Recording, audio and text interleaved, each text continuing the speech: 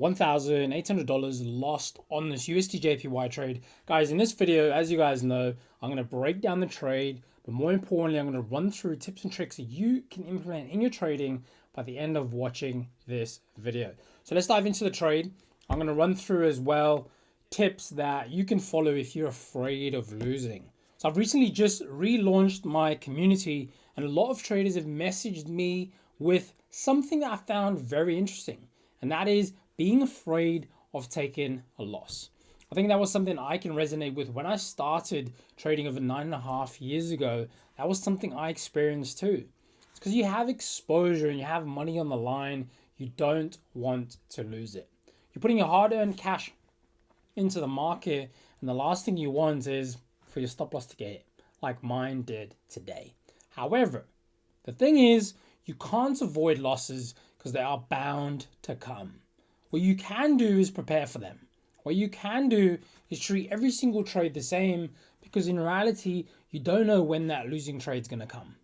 So let's dive into the trade. I'm going to run through what I could have done differently, how I should have managed the position. And again, that's a bit of hindsight, but we're going to learn from it together. Let's dive into it. So starting on the daily time frame, you can obviously see that we are trapped in an awful daily range. Now, if I look at this, I can, even if you go to the likes of the euro, stuck in an awful range. So whenever you see such a tight daily range, you have to keep things intraday. That is it. The only thing that you should do is keep things intraday. And that's what I've been doing on dollar yen. Dollar yen for the past 5 trades has been a 1 to 2 risk reward, very intraday. As you guys know, I've covered this already on the channel in one of the previous positions, that I've been riding this to the downside. I haven't wanted to buy it. I've just wanted to sell it based on the macro, but also based on the technicals there as well. So let's run through. Last week I was short.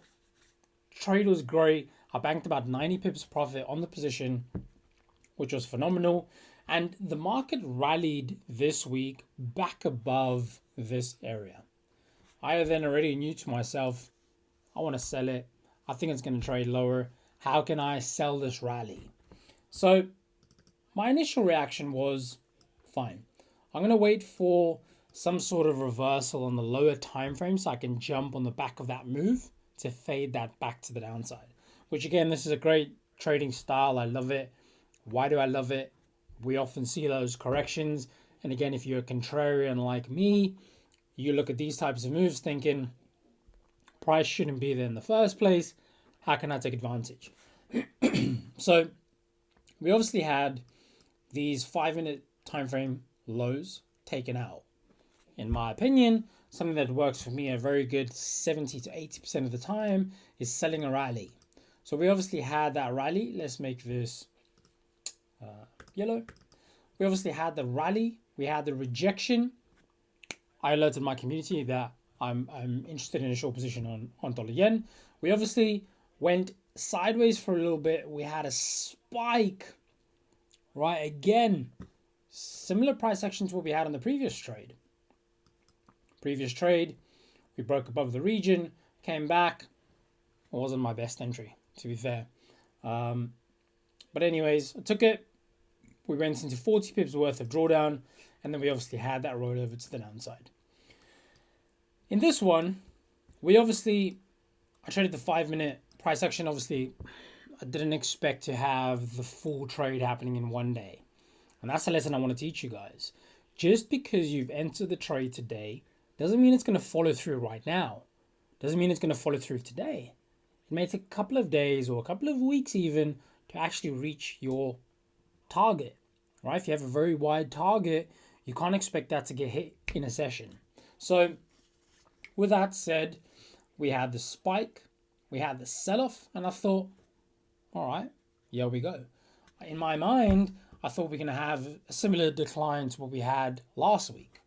But obviously, that didn't happen. Price bottomed out. We broke back above this area. Let me get rid of the crosshair.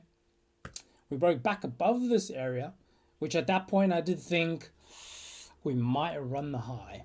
And that's exactly what we did. Price ran the high, but in no way, shape or form would I be in a position where I could move my stops? Because if I move my stops, I'm playing a very tricky game, because do you keep moving it forever? How often do you move it? And again, if you ever want to give yourself more breathing room on your trade, make sure that that is within your risk controls. There is no point overexposing your account or exposing your whole account by taking your stops away completely. So with that said, price obviously stopped me out there, and yeah, we had the sell-off today again. Looking at the price action, is the trade still valid? Yes, it is.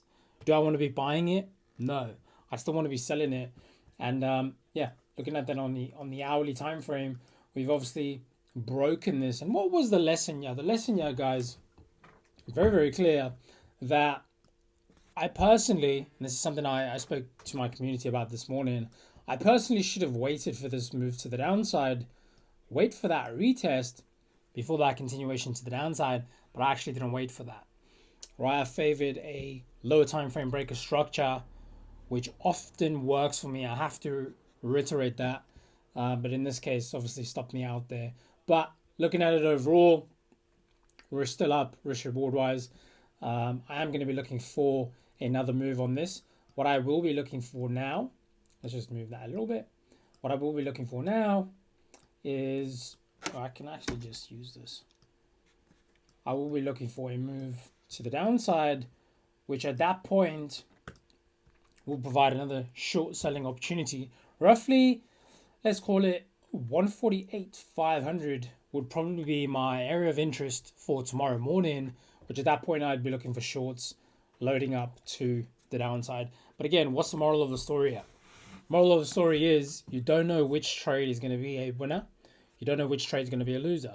So you have to treat them all the same.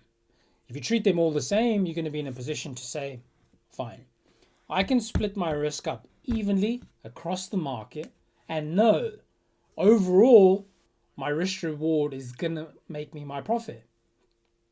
You're not going to make all your profit in one trade, but what is going to happen is you're going to split your risk across 10 or 20 positions, perhaps in a month, and at the end of the month, what's really going to make you the profit is your risk reward.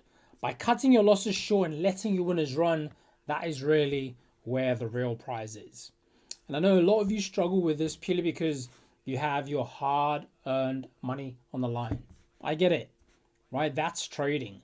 That is unfortunately the cost of being involved in this industry. You can't make any money if you don't put any money in the game. But the only way that you're going to get over this fear of losing is by just trading smaller. If you're afraid of taking a loss, it's because you're simply either one, trading with money you can't afford to lose, or two, you're simply risking too much on that trade. You should be able to go into a room full of people, have a conversation while having a trade on, while not looking at your phone. If you feel the urge to constantly look at your phone and look at the constant fluctuations in P&L, you simply are risking too much per trade. That's it. I said it. If that is an issue you're facing right now, you have to size down immediately if you're serious about your trading. But guys and girls, I hope you've enjoyed this video. Make sure to subscribe, like, drop a comment on this. Do look out for more trade breakdowns. I'm going to be bringing these whenever I place a trade. Look out on my YouTube for an update. See you there. Bye-bye.